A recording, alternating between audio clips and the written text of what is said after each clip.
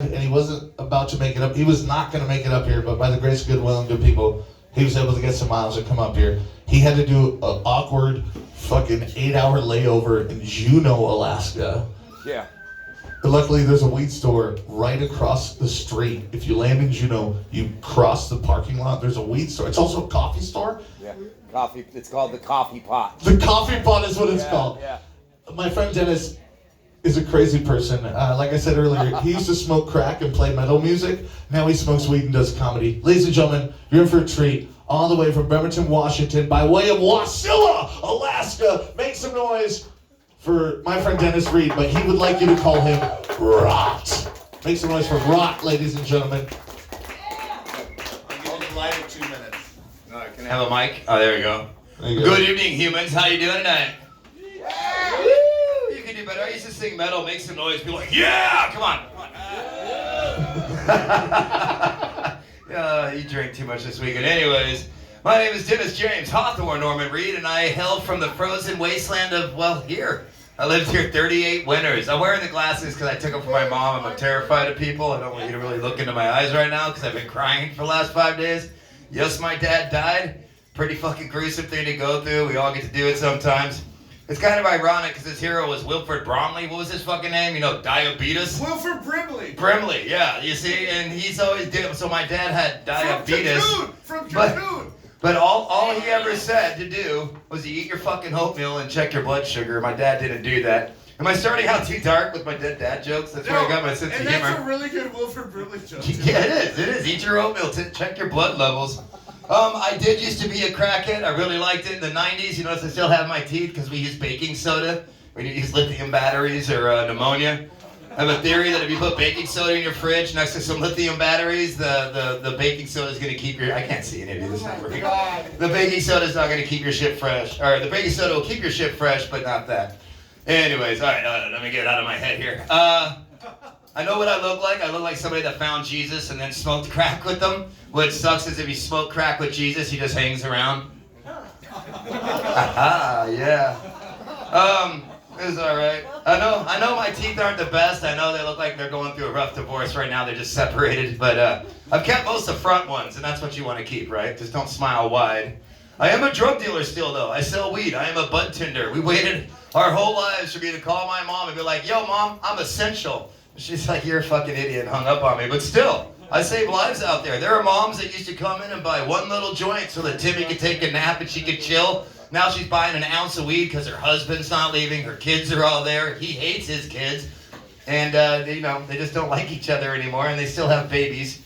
I miss the masks. It really did a lot for the tweakers out there. Any tweakers in the crowd? Woo! Okay. Yes. Kill yourself, please. I don't know when sucking lithium became such a fucking popular sport in this country, but Jesus Christ, people are like the zombies. Oh, they're here, motherfuckers. When I got my fucking vaccination, I was worried that, everybody's like, it might turn you into a zombie, you'll get better cell phone reception. That was bullshit. But where I live in Bremerton, Washington, if you have to eat brains, those brains are high on meth. Now you're a meth-fueled zombie. I can't think of anything more horrible than that.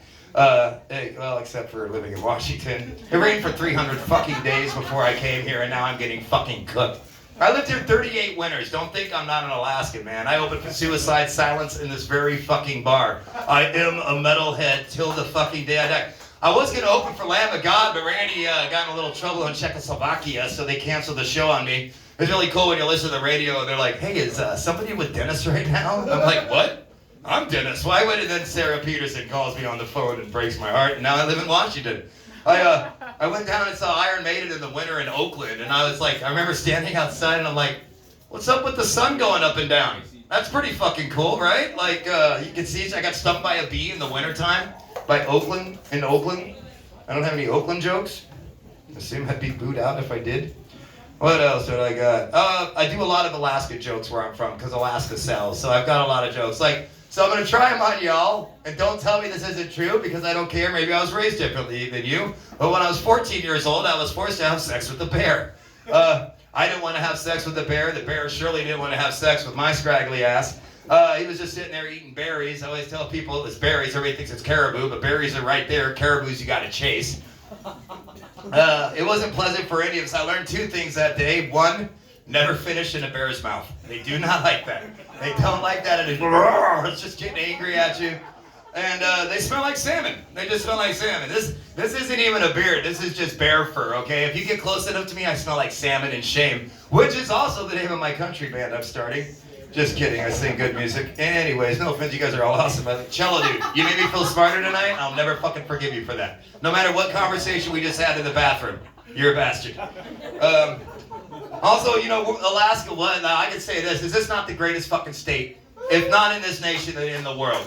First off, we sit above everybody. We get to make fun of Canada and their tiny moose. But we also get to look down at Texas. Because when I card people and they got Texas, I'm just immediately like, what's it like to be the second smallest state in the fucking union? Oh, you have more tigers and Californians than we do? But we have 9 months of crushing sadness in winter, which I miss. I really do. The 300 days of rain. My dad used to call me every day, be like, how you like that rain? I was like, well, you know, a shovel in fucking 8 years old, man. Then he'd hang up on me because I don't like football. This isn't funny, but when he was dying, he literally, we always said bye-bye, right? And he's like, he was like, bye-bye. And to this day, I'm not sure if he was just telling me to shut the fuck up and get out so he could die, or if he was like saying goodbye to me. If you know Ron fucking Reed, it was probably the first one. But anyways, you watch the news and shit, you hear about these crazy motherfuckers down in Florida, right? What do they like to do? They like to smoke meth, find a dinosaur, and wrestle with it in the swamp. I blame the humidity or the meth. It could be a tie either way. But it got me thinking, could you imagine Meth Bear? Now this is a motherfucker that's getting into the garbage, gets a little bit of meth, gets high as fuck. First thing, he's not hibernating now. He's up all winter long. He's going down to McDonald's and getting a job. You look back there and you're like, that a bear? And he's like, brr, brr. And then you look and you go around back and there he is fucking blowing Bobo. Hey little buddy. But no, it's weird. After a while it just gets sad though, like it does with all tweakers. You see him wandering around, he's wearing some cutoffs, he's got one fang missing. Just fucking doing stuff for meth. I like to jump around a lot. It's easy to keep up with me. I figure you're all here to listen to me, so I'm not going to slow it down too much. But sometimes I can just talk like this, and then people are like, you're talking too fast, and that's when I grab oh, anybody drink? Raise them up. Raise them up if you got them. You all right? Yeah. I'm a fucking quitter. You see those zeros on that bad boy? This is sadness. Same amount as a regular beer, same calories as a regular beer. I'm a good tipper, and they're always like, you want to open a tab? Why? Why would I open a tab, you know? I cut myself off after one. I've had 4 tonight, and I just feel fucking stupid. Fucking stupid. Hold on, let me take a... Yeah, sadness. That's what that tastes like. Funny, I don't even drink Heineken. I hate that beer. Busch NA? Believe it or not, best non-alcoholic beer to ever have. I know I'm never getting laid again. That's fine. I've given up cocaine, alcohol, and pussy. Now, all 3 of those things that cost me more money. One of them a house. I also married a Russian, so there's some sort of Ukraine joke in there right now. I just can't think of it, but I don't watch the news, so I don't know what's going on. Maybe people are still dying. I don't know. I know, like, you know. I also worry about y'all because my mom lives here, and I'm like, well, if they're getting cocky about Ukraine, you know, we kind of got this place from them for pretty cheap. Also, my ex-wife was a Russian. I already said that. Shut up. You fucking shut up.